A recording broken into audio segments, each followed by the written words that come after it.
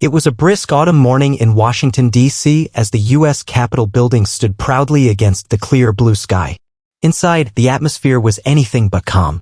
The House Oversight Committee had convened for what was supposed to be a routine hearing on the administration's new infrastructure plan, a sweeping initiative championed by President Donald Trump and Vice President JD Vance.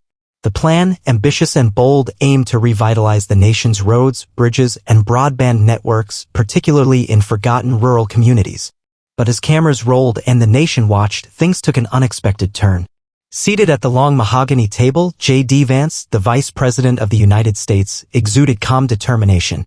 His sleeves were rolled up, his tie slightly loosened, giving off the air of a man ready for serious business. Vance, once a working-class kid from Middletown, Ohio, had risen through grit and intellect to the second-highest office in the land. And today, he was here to defend a plan that, in his words, would bring prosperity back to the heartland and give every American a fair shot. Opposite him sat Representative Maxine Waters, the fiery Congresswoman from California. Never one to back down from a fight, Waters had long been a vocal critic of Trump and his administration. Her eyes flashed with defiance as she adjusted her glasses and leaned into the microphone. "Mr. Vice President," she began, her voice dripping with sarcasm, "you come in here with your charts and your empty promises. You think paving a few roads in the middle of nowhere will save this administration's reputation?" Vance smiled politely, trying to maintain decorum. "Congresswoman Waters, with all due respect, this isn't about reputation. It's about results. Results that will help millions of working Americans." Waters cut him off, slamming her hand on the table. "Results? The only result I see is a thug sitting in that chair, pretending to care about the people while doing the bidding of Donald Trump." The room gasped. The word echoed through the chamber like a gunshot. A thug. The Vice President of the United States had just been branded as such by a senior member of Congress, live on national television. Cameras zoomed in on Vance's face. For a brief second, his expression hardened.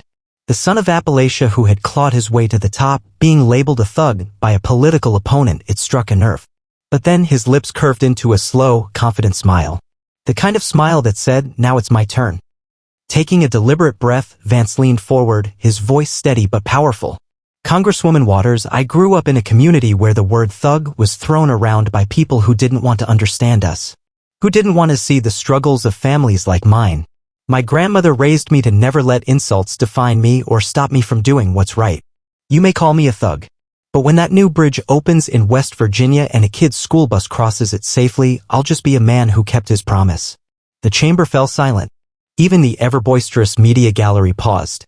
Vance's words hung in the air, sincere and piercing. But Vance wasn't done. He reached under the table and produced a worn copy of Hillbilly Elegy, his best-selling memoir. Holding it up for all to see, he said, "This book isn't about politics. It's about people.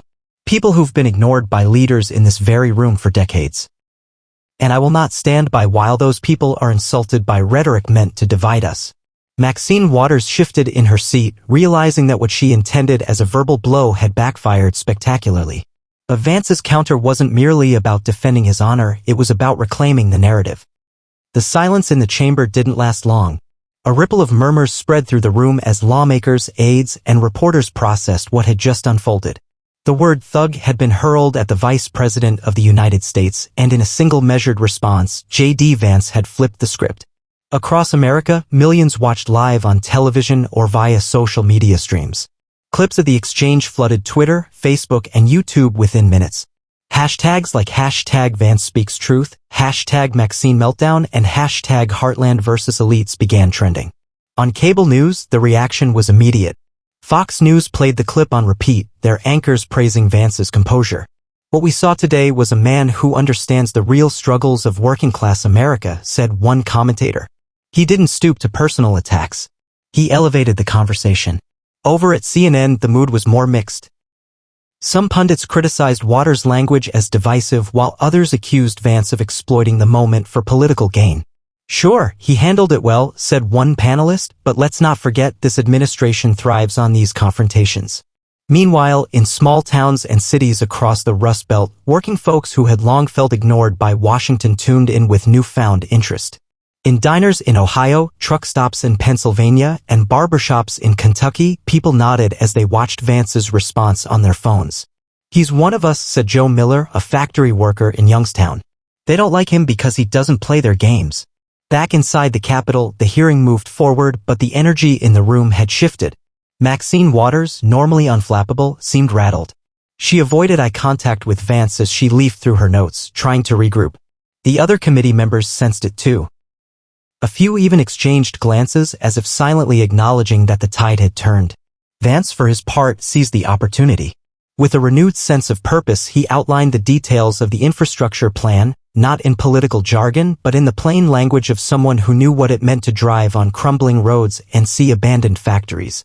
Our plan, he said, gesturing to a large map, isn't about red states or blue states. It's about every community that's been left behind. It's about making sure that no parent has to worry whether their kid's school bus will make it over that bridge. It's about making sure that small businesses in places like Zanesville or Bakersfield can finally get reliable internet so they can compete in the 21st century. Reporters scribbled furiously. The vice president wasn't just defending a policy, he was making a case for the soul of the nation. Waters, still fuming, tried to interrupt again. Mr. Vice President, let's not pretend this plan isn't just another handout to your billionaire friends, eh? But Vance was ready. Congresswoman, with respect, the billionaires don't live where I come from. The billionaires don't ride the school buses I rode.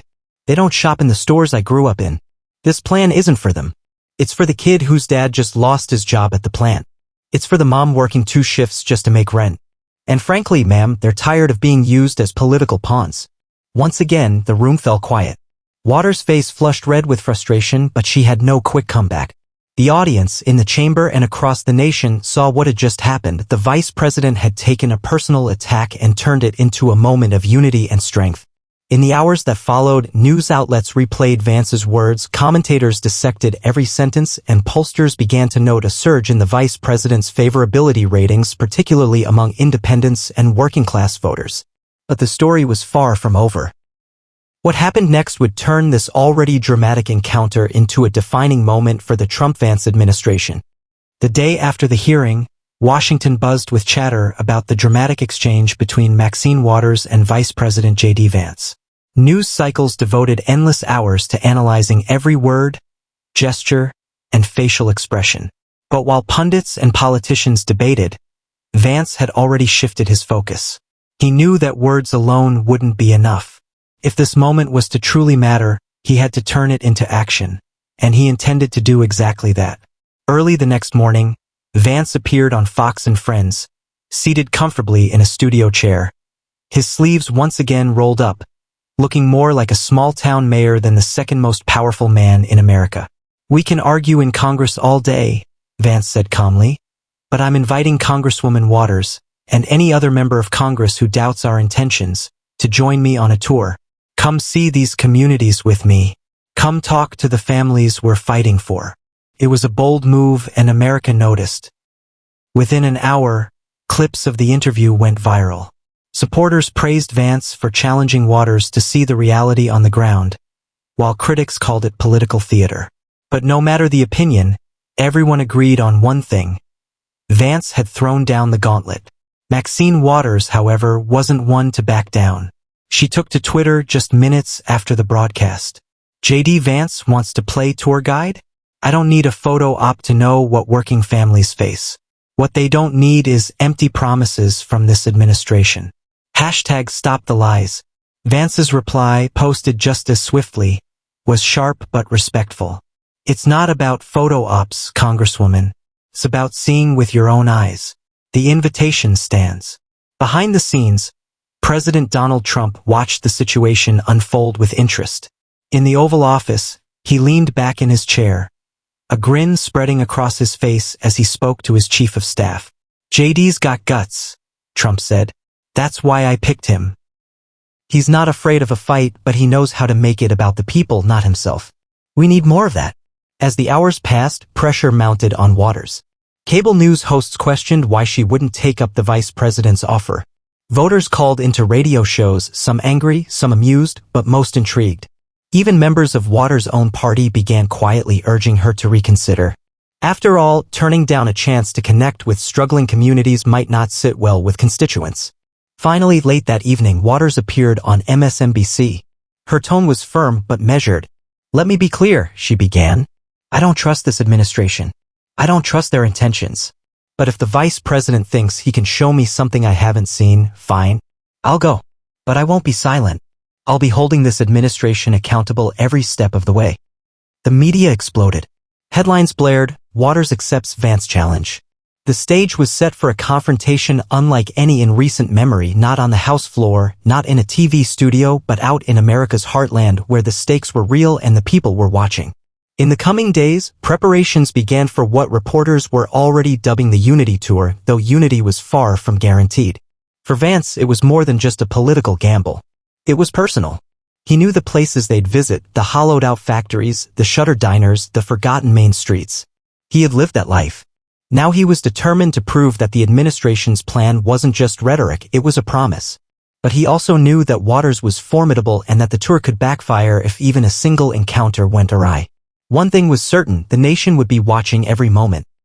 The tour began under gray skies in Youngstown, Ohio, a city once thriving with steel mills, now dotted with abandoned warehouses and empty lots. JD Vance and Maxine Waters stepped off the same black government SUV, side by side but worlds apart. Reporters swarmed the scene, cameras flashing, as the unlikely pair began their journey through America's forgotten corners. Vance wore his usual uniform, no suit jacket, sleeves rolled, ready for work. Waters, known for her sharp suits and defiant posture in Congress, chose a simple navy coat. The tension between them was palpable, but both knew the stakes were high. Their first stop, a community center where local families had gathered. Vance spoke first, greeting the crowd like neighbors. "This isn't about me or Congresswoman Waters or the president," he said, his voice steady. "It's about you. We're here to listen." Waters watched him carefully, arms crossed, as residents shared their stories. A single mother who worked 3 jobs but still struggled to pay rent, a retired factory worker whose pension had been slashed, a young man who dreamed of opening his own business but lacked internet access reliable enough to fill out loan forms. When it was Waters' turn to speak, she stepped forward, softening her tone. "These are the stories I've heard in my own district for decades," she said. "And I promise you I'm here to fight for real solutions, not sound bites." The room filled with cautious applause. As the day went on, Vance and Waters visited crumbling bridges, a hospital on the verge of closure, and a school forced to hold classes in portable trailers because its main building was condemned. Everywhere they went, the same themes emerged: neglect, frustration, hope hanging by a thread. What shocked Waters most wasn't what she saw, it was how the people responded to Vance. Here was a vice president who didn't speak in rehearsed talking points or hide behind staffers. He listened. He asked questions. He remembered names. At a small-town diner in West Virginia, Waters finally broke the ice between them. "You know," she said quietly over coffee, "I didn't expect you to actually care." Vance smiled. "That's what they said about me in D.C. too." Their final stop was in Hazard, Kentucky, where a new broadband installation was underway, part of the administration's infrastructure rollout. A local contractor explained how the project had already allowed 3 small businesses to open in just 2 months. Vance turned to Waters. "This is what I meant. It's not about speeches in the Capitol. It's about this." For the first time, Waters nodded without argument. She looked at the workers laying fiber optic cables and the young couple running a new bakery across the street. The difference was real. That evening, as they prepared to return to Washington, Waters stood before the cameras. America leaned in, waiting to hear what she'd say. "I've been one of this administration's loudest critics," she began. "And let me be clear, I still have deep concerns. But I've seen something these past 2 days. I've seen a vice president who isn't afraid to get his hands dirty, to listen, and to act. I still believe we need to hold this administration accountable. But I also believe we need to give credit when it's due." JD Vance extended his hand. Waters hesitated for only a moment, then shook it. The photo of that handshake would dominate front pages the next morning. For Vance, it wasn't about political points. It was about proving, to the nation and himself, that he could bridge divides, not just with policy, but with purpose. And though their disagreements remained, Maxine Waters knew she had underestimated him. This tour wasn't the end of their battles. But it was the beginning of something Washington hadn't seen in years, a glimmer of respect across the aisle. The handshake scene around America rippled far beyond the quiet streets of Hazard, Kentucky. By dawn the next day, images of JD Vance and Maxine Waters standing together, not as political enemies, but as leaders united in purpose, at least for a moment, adorned front pages, social media feeds, and television broadcasts. Pundits on every network scrambled to interpret what it meant. Was this a turning point in American politics? Had the vice president outmaneuvered one of his fiercest critics? Was this the birth of a new kind of coalition, forged not in the marble halls of Washington but on the cracked sidewalks of forgotten towns?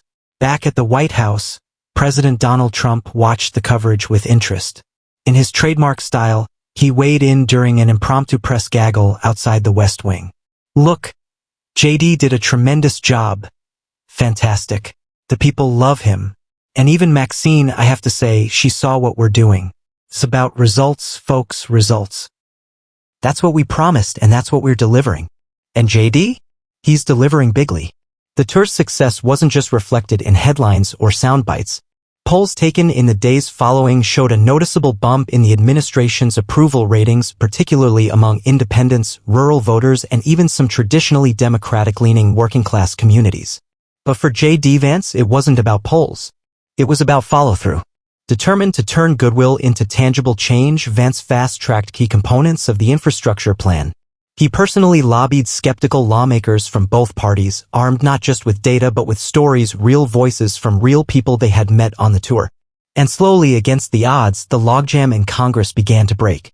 Legislation passed to accelerate broadband expansion in rural America. Emergency funds were released for the repair of critical bridges and roads. Small business grants, previously tied up in red tape, began to flow to struggling communities. Waters, for her part, held true to her word. She remained critical of parts of the administration's agenda, but on infrastructure, she became an unlikely ally, co-sponsoring bills and using her considerable influence to help push them through. Their joint appearances at bill signings and community events became a symbol, imperfect but powerful, of what could happen when political foes chose dialogue over division. Months later, during a town hall in Ohio, a young man stood up and asked Vance what that moment with Waters had meant to him. Vance paused thoughtfully before answering. "It taught me something I already knew but needed to remember," he said. "That at the end of the day, people don't care about our titles or our party labels. They care about whether we're making their lives better. Maxine and I don't agree on everything, we probably never will. But for that moment, we agreed to listen. And that's where solutions start." The crowd erupted in applause, not because of partisan loyalty, but because they felt heard. In the years that followed, historians would look back at that moment when a congresswoman's insult, meant to humiliate, instead sparked a movement of action. Some would say JD Vance had turned an attack into opportunity. Others would argue that Waters' willingness to engage had helped bridge a bitter divide.